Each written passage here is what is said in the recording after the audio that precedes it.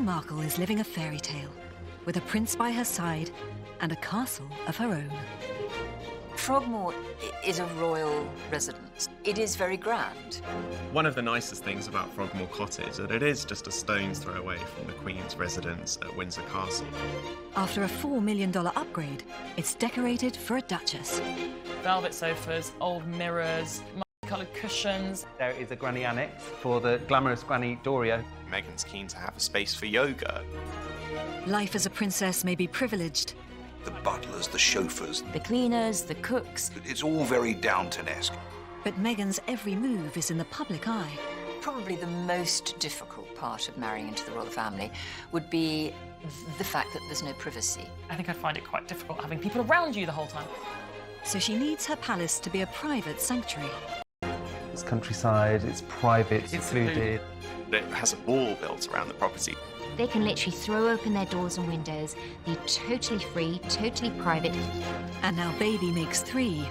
It's going to be a much smaller, intimate household in which they want to bring up their baby. We know that they're going for a grey in the nurse, which I think is actually very chic. It's going to be the chicest baby there is. Well, I should hope so. How will Meghan redefine what it means to live like a royal? They want the craziness of being a member of the royal family to end when they go inside their homes. It's a very modern princess thing to do, I think. Modern princess, I like that.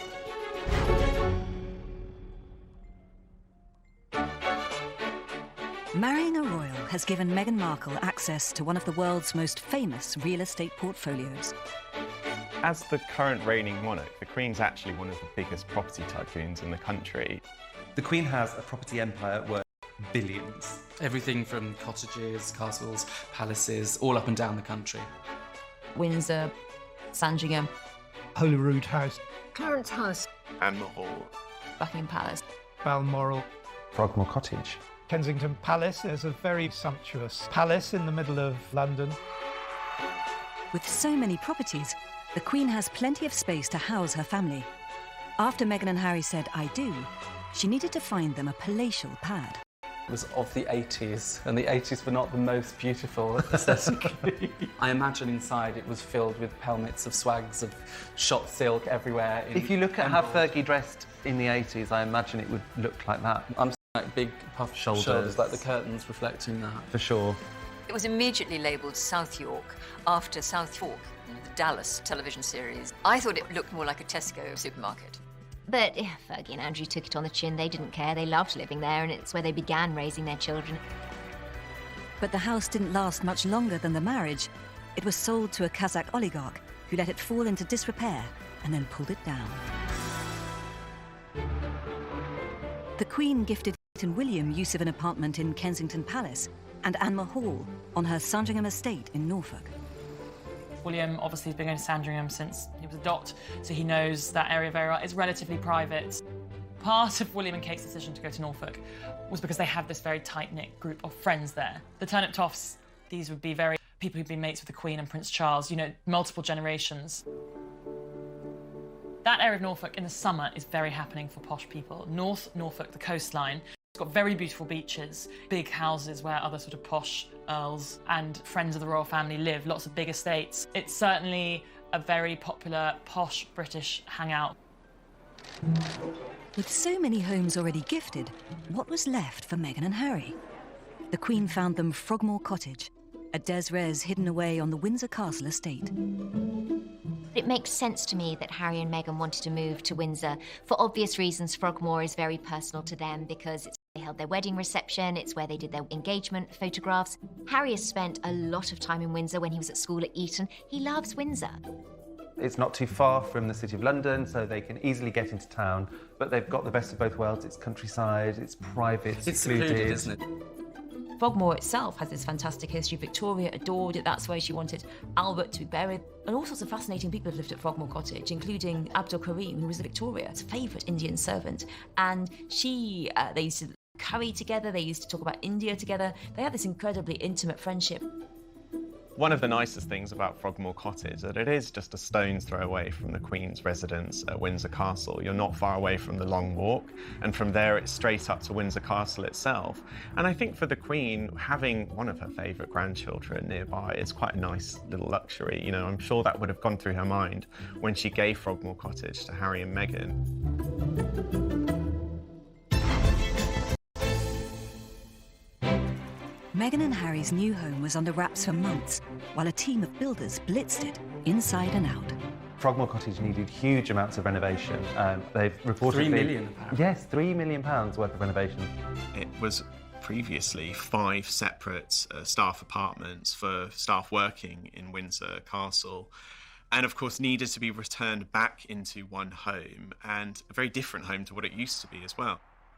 There is a annex for the glamorous granny Doria, who's going to be flying in. Heathrow's so close, so it makes sense that there's somewhere for her to stay when she comes to look after the baby and visit the family.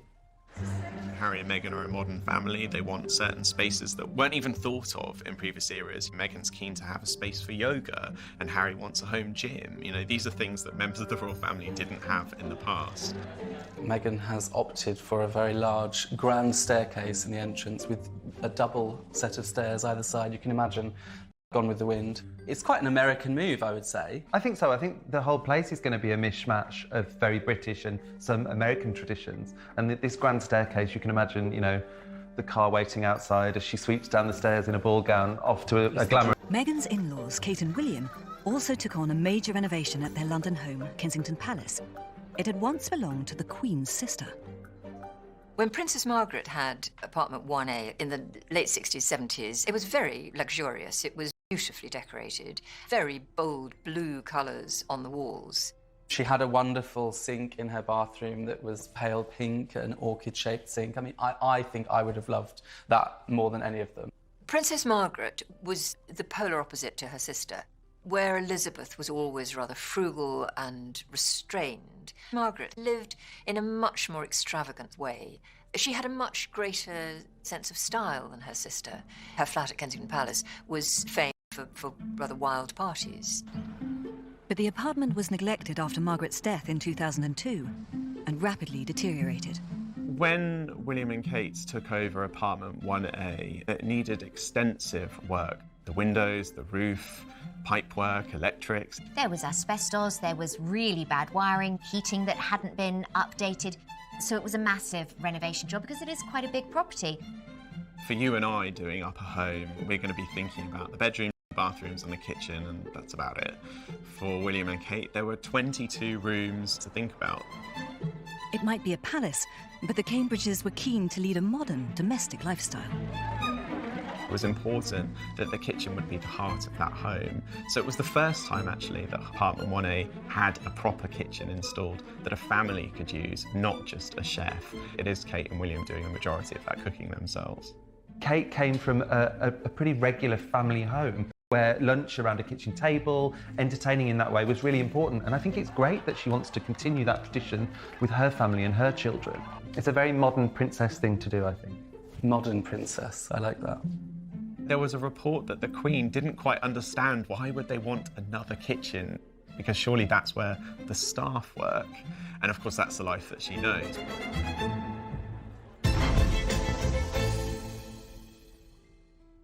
Although the royals spent $4 million on the renovation of Meghan's home and around $1.3 million on Kate's, the Queen likes to be frugal when it comes to her own homes.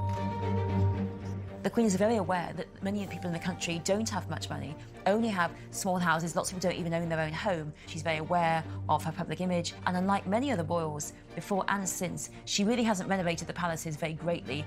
They remind her of her happy childhood with her parents. She has moved into what they are and been happy with what she has. However, after years of neglect, the Queen had to give Buckingham Palace a much-needed makeover. 2016 saw the start of a 10-year renovation project. It's a lot on the dilapidated side. Bits were frankly falling off. Chunks of masonry from the portico.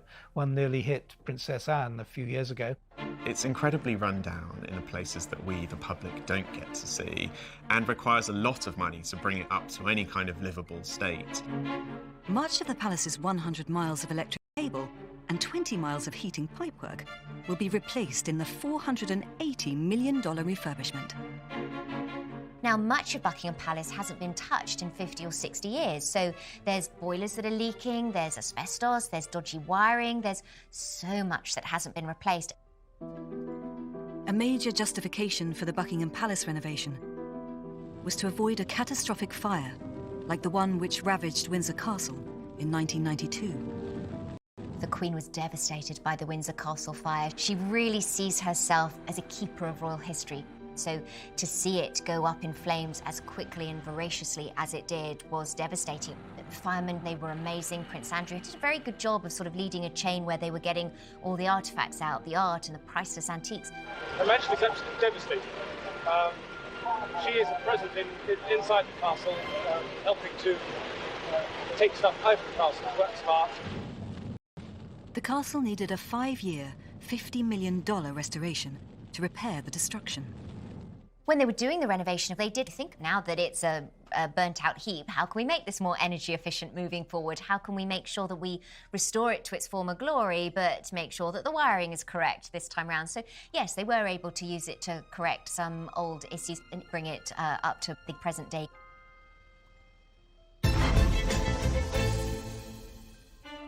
As a future Queen Consort, the Duchess of Cambridge has to combine royal heritage, contemporary style, and the needs of 3 young children in her home.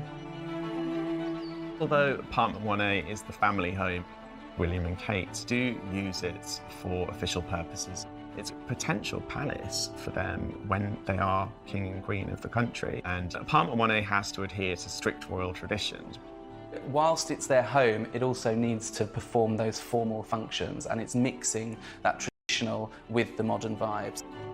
So getting the interior design right was critical. Kate called in the professionals. I knew that Ben Pentreath was helping Kate. He is very traditional, he likes gilt, and he puts things around fireplaces. Posh people are obsessed with fireplaces and mantelpieces, and then they have these sort of seats that you can sit on around fireplaces. Ben Pentreath is perhaps the perfect designer for this space because he naturally, instinctively mixes the traditional and the modern. He uses touches of colour that bring a space into a more contemporary setting, and Bernard Thorpe received the Royal Seal of Approval when Kate visited to pick out fabrics. When they've got a new client, interior designers will come to us. They'll probably have an idea in their mind of the look they're trying to achieve. We'll help them to pull out those things that we think they're looking for, and then they'll usually come back with their clients who probably want to see larger pieces of the samples they liked. I love the fact that Kate was very hands-on when it came to the interior design of the apartment. She actually went shopping for the house, and she took part in the whole process.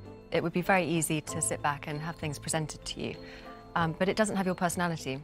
I think to have something that really means something to you, you need to have chosen it yourself, to put the hard work in. We eventually got a glimpse of William and Kate's taste in April 2016. When they invited the Obamas over when they were visiting the UK, we got to see their formal living room. People were very excited. All the newspapers were zooming in on various parts of the official photograph. My first impression of the Barack and Will picture was actually that it was quite traditional. But when you start to break it down and look in more detail, you can see those modern touches. It's very gorgeous, and the fashion at the moment is for elephant's breath and buttermilk and magnolia. The curtains are a little bit too long, which I love. It's quite casual and relaxed. Yeah. They're obviously a sort of natural fabric. There's some texture there. It just is a nod to a slightly more casual. The loosening of the tie, if you like. Yes. I was lucky enough to go inside apartment 1A. I've had a lot to take in. Got George coming down the stairs in his pyjamas to say hello to Barack and Michelle, and of course Kate and William. The place itself is very impressive. It's very formal, a lot of artwork on the walls. The juxtaposition of the lucite table with the demi-lune behind, gold gilt demi-lune no less, is just showing very stark contrast between the old and the new. We've seen Kate shopping in places like John Lewis and very sort of, I guess, normal everyday department stores in the UK. And you can see touches of that around the home. I think it's a little bit older than perhaps what we'd expect for a couple in their 30s.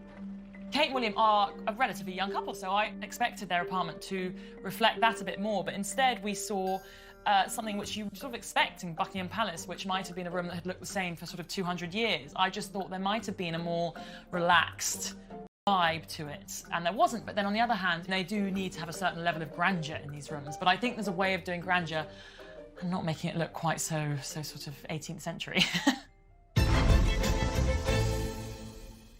Meghan and Harry are known to have more contemporary tastes and want a cooler vibe for Frogmore Cottage. Meghan has a more relaxed style than Kate's, fewer dead relics on the walls perhaps, more contemporary art. Harry and Meghan, I think, are creating more of a kind of hotel vibe. We got a glimpse inside Meghan's home in Toronto, and she clearly loved white furnishings. It was all very clean, fairly monochromatic. It was cosy still, but she loved big white flowers. Everything was kind of white. And actually there's a flower seller outside St Mary's Church on Kensington High Street, and Meghan regularly buys flowers from her, and she said she always buys white flowers. Harry and Meghan's first date was at an outpost of Soho House, Dean Street Townhouse. So they, since the very beginning, have been big fans of this chain. Makes sense that they've hung out there. It's very fashionable, lots of celebrities are members.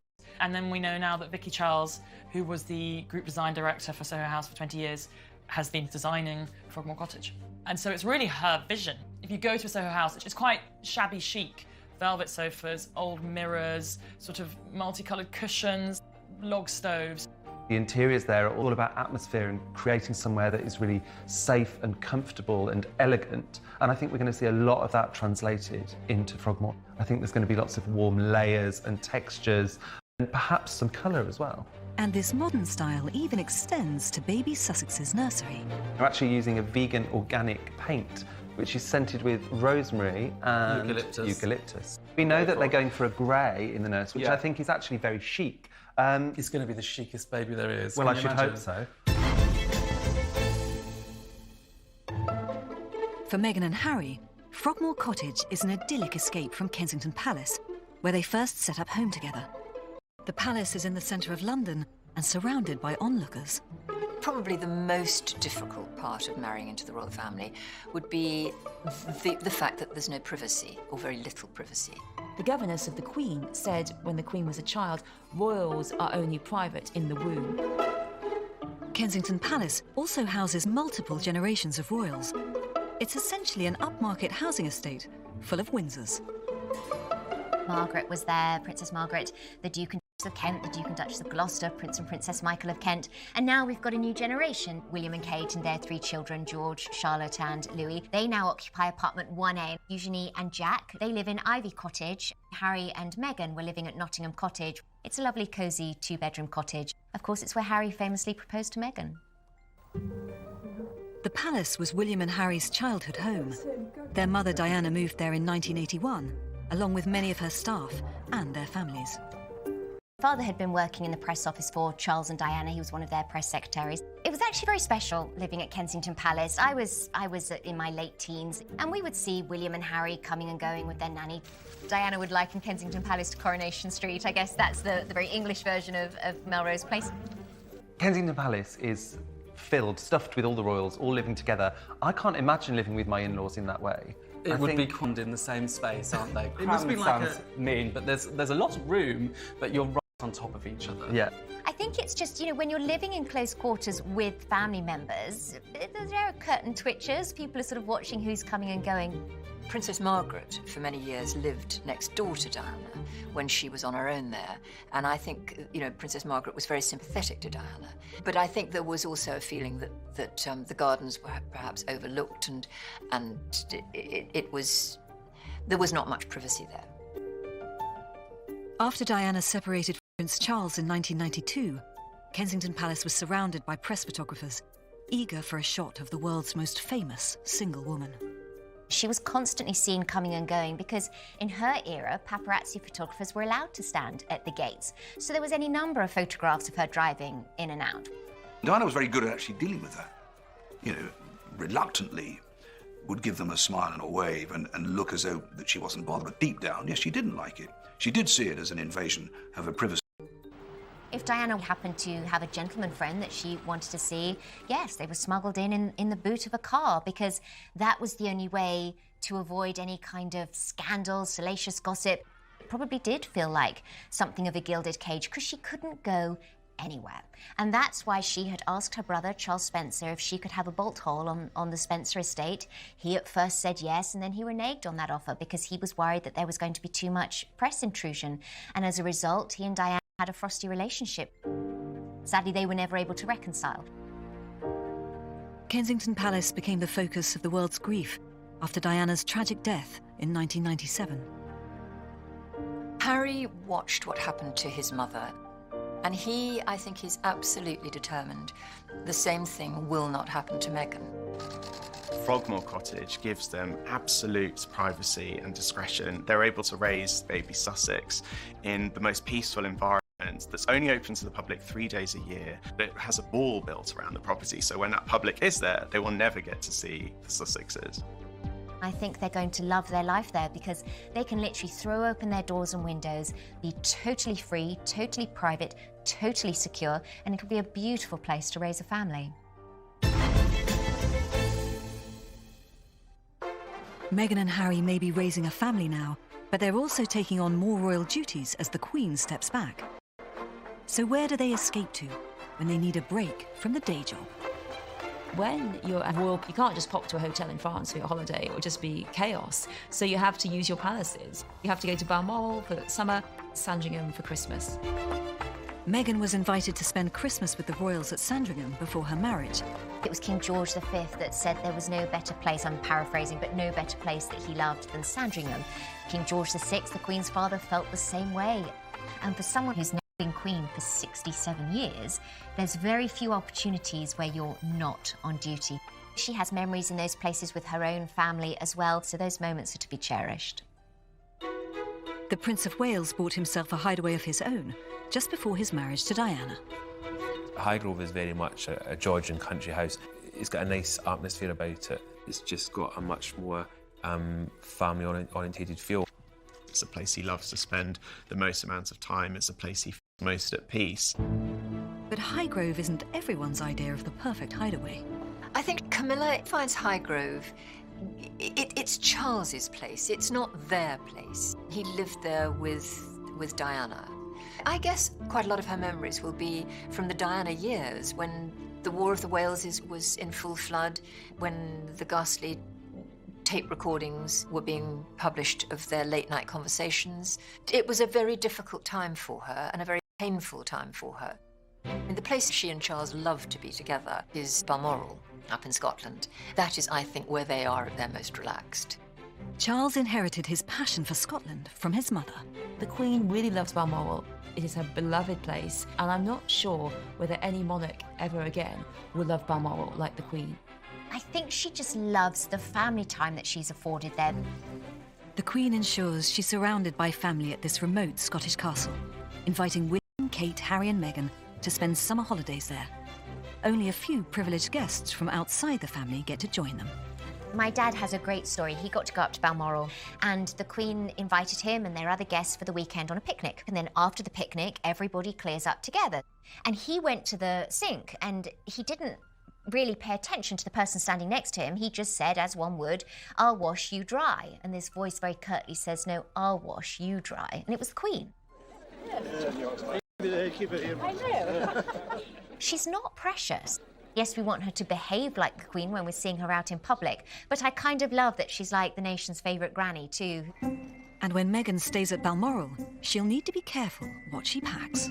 I know that Cherie Blair, the wife of the former Prime Minister Tony Blair, the Prime Minister's always invited to go and stay up at Balmoral, the Queen's Scottish castle, and Cherie had packed and didn't realise the first year they went that a butler or valet would unpack for her. I was then mortified to find out later that they'd unpacked her stuff and her contraception had been put in a bathroom cupboard. This is why they say their son Leo came about, because when they went back the next year, she didn't pack contraception, supposedly, because she was so embarrassed at the thought of a fixture on the Queen's calendar. But is it really the perfect summer vacation spot for Kate and Meghan? Kate loves that same royal lifestyle. She loves all the outdoorsy things. She wants to be surrounded by dogs and out in the stream. Meghan, I'm not sure. She's a California girl, so while I think she would appreciate the countryside, I think she'd find Scotland quite tough. Meghan's made no secret of how much she loves the sunshine and yoga outside on the beach, and Balmoral, you've got to be made of pretty stern stuff because it can be very cold up there even in the middle of August. I'm sure she will go because Harry will want to go and she'll want to go and share that part of his life with him, but I'm not sure we will see them go for perhaps the same length of time as they would have done in previous years.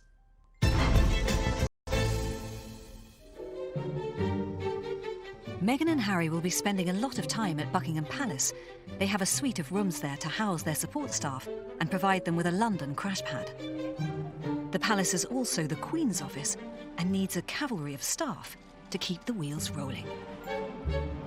There is a difference between the Queen and the younger royals in terms of servants. So essentially, the Queen has the biggest staff. Not only is Buckingham Palace the hugest residence, but also her needs in terms of events, her political work. There is still a huge amount of state visits to her, so the staff necessarily has to be very large. There's 450 Buckingham Palace staff working just on the private residences there, and that's not including the spaces that are open to the public or to any of the kind of garden spaces.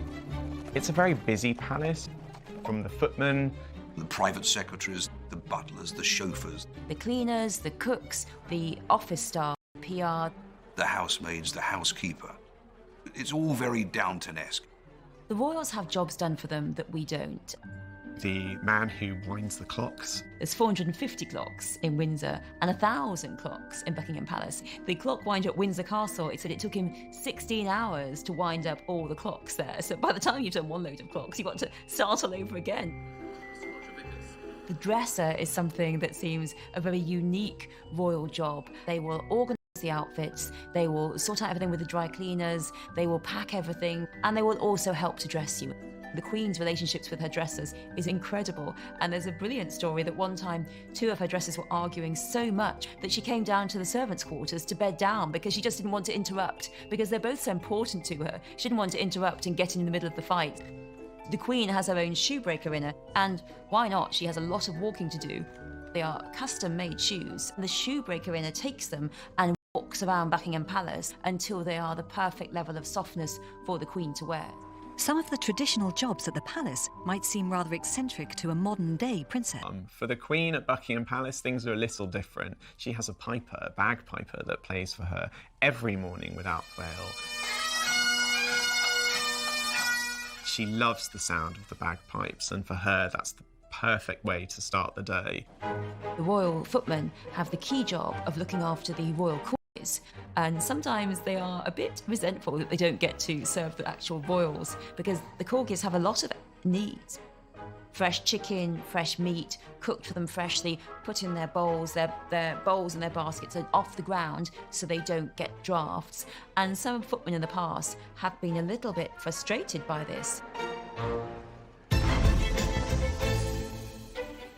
When Meghan's at the palace, every royal servant she comes into contact with is governed by a strict code of conduct. The house is packed full of people. You're really supposed to try and be as inobtrusive as possible, because you cannot bump into a royal. So it's not an equal sharing of the house. It is the royal's house. And so if they are trying to get somewhere, you need to get out of the way. And that's the way it works. And all staff are sworn to secrecy. It's the fear that even the most trusted servant might one day sell his soul, and your story, your innermost secrets, will be splashed across the front page of a newspaper. There have been royal members of staff who've gone on to a degree of fame, notoriety, to a degree of financial reward. I think the most fascinating story is Miss Marion Crawford, who was the governess of the Queen and Princess Margaret when they were little girls. She went with them to Buckingham Palace when their father became king. She was there for the courtship between Elizabeth and Philip, and she was such a trusted member of the household. They told her everything, they were devoted to her, and when she left the household, she wrote a book about the princesses, about everything. And this was published in America. Now this incredibly private family, all these secrets are laid bare, and the royal family were really shocked. They were shocked, they felt betrayed, and they never spoke to her ever again. If you leave and you talk, then that is the end of any relationship you've ever had with the royals. Harry's been brought up with servants, but for Meghan it's a whole new and luxurious way of life. Prince Charles's former butler, Grant Harold, trains staff to cater for the famous, rich and royal. At the state dinner at Buckingham Palace, pudding cutlery always goes at the top. As well as doing all the traditional things you expect, I teach them how to shake hands, how to sit down correctly, how to walk correctly. When you do a breakfast tray in a royal home, the teapot, make sure that it's already pre-warmed. We've got some toast. Royal homes, stately homes, they tend to cut the crust off. Now, there was an old rule from years ago that married ladies could have because they weren't married and they were looking for a husband. Princess Margaret famously used to be brought a breakfast tray, I think at 9 o'clock every morning, and then she'd spend the next 2 hours lying in bed, reading the papers and chain smoking. Try to keep it level as you go up the stairs. She'd be brought buttered eggs. She wouldn't ever call, they weren't supposed to be called scrambled eggs because scrambled was deemed common, but buttered eggs supposedly was what she was brought on her breakfast tray. You get to this point, knock twice, you just want to... Come in. Good morning. Good morning. Is the tray right here? Perfect, thank you. Meghan can learn from the Queen how to be the hostess with the mostess at her own royal palace. You and I might have a dinner party and invite perhaps 6 friends round. The Queen very often will have a banquet for hundreds of people at Buckingham Palace. And although she has all these people to do the work, she is actually a fantastically good hostess and quite a proud hostess. And she will go and check the arrangements before any banquet. If she's got a visitor coming to stay, like Barack Obama, Thank you so much. she will inspect the rooms. She would choose which suite of rooms they're going to stay in Buckingham Palace, and she will check them out. She will select some books to put by their bedsides, and she would generally prepare for a guest like you and I might prepare for a guest. There are even strict rules for those royal guests to follow. If you're lucky enough to go to an event at Buckingham Palace, what might surprise you is that the menu will not be in English, it will be written in French, which is a very old royal tradition. It's quite nice, and I think it keeps people on their toes as well, because when they sit down, they've suddenly got to really concentrate on what the menu says. If you're dining with the Queen, you've got to make sure that before the Queen stops eating, you've finished. If you haven't, then unfortunately, the staff will come in and take your plate away. But dinner at Meghan's place is likely to be a much more informal affair. Meghan loves to cook, we know that, and she loves to entertain and prepare food for her friends. So I think moving to a much bigger space, we're going to see her entertaining more, lots of private parties with pals, where I think it'll be quite relaxed. I don't think you'd be very relaxed if you were invited over to Meghan's house for a party. Can you imagine?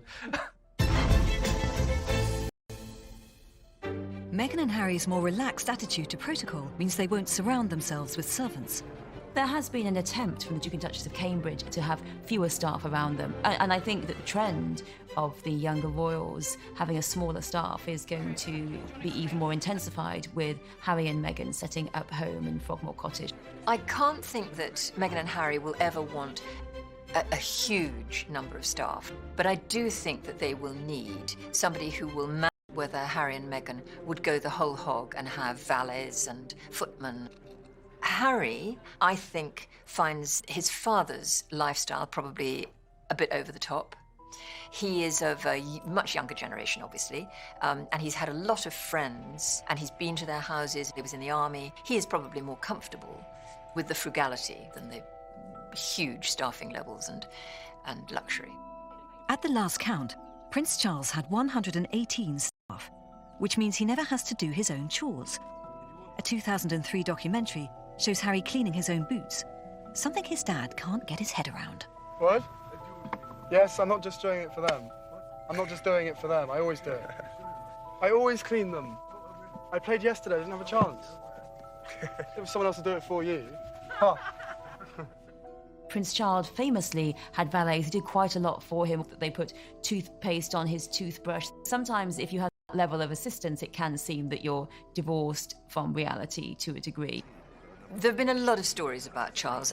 There is no doubt that he likes his luxury, and he is a bit pampered because he has the staff to pamper him. He does have a very bad back and does like to sleep on his own mattress, if that is humanly possible. And he certainly takes cushions to sit on and to put his back against on chairs. The idea that he travels the world with his own lavatory seat is nonsense.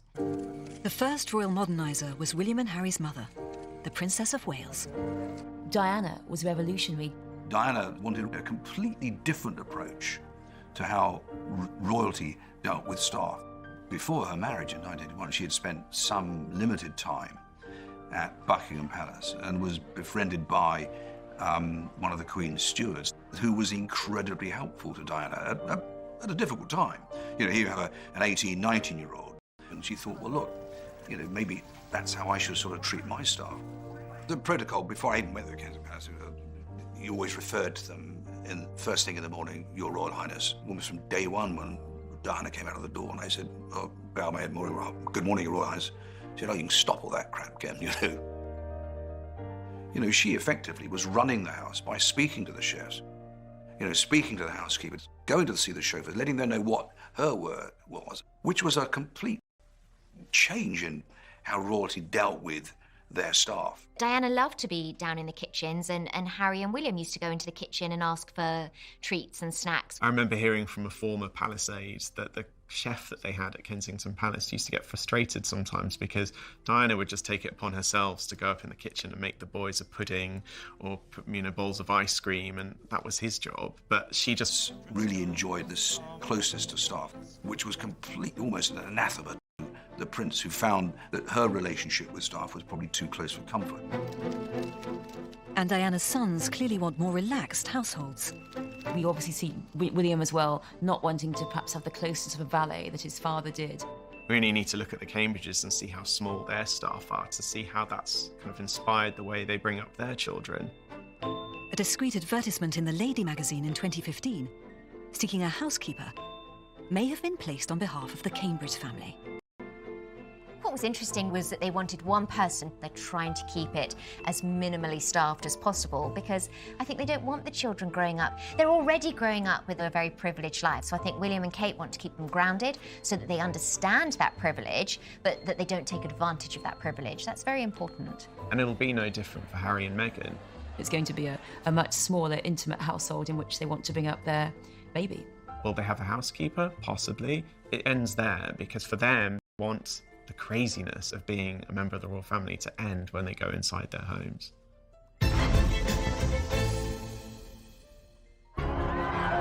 As they step onto the international stage, Harry and Meghan will have to balance two extremes: family life and royal life. Frogmore is a royal residence. It belongs to the Crown Estates and it is very grand. So life will be much more royal than it was in the early days when they were together. This royal life will take them across the world and even possibly to a new home.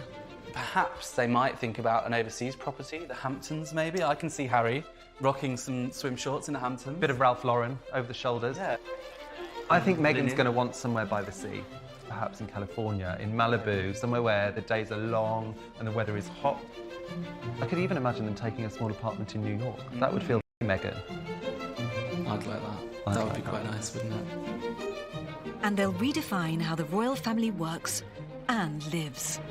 In recent years, we've seen William, Kate, Harry and Meghan leading the normalisation of the royal family, taking the royal family into a very new era, making it clear that they are people just like you and I, albeit in much nicer homes.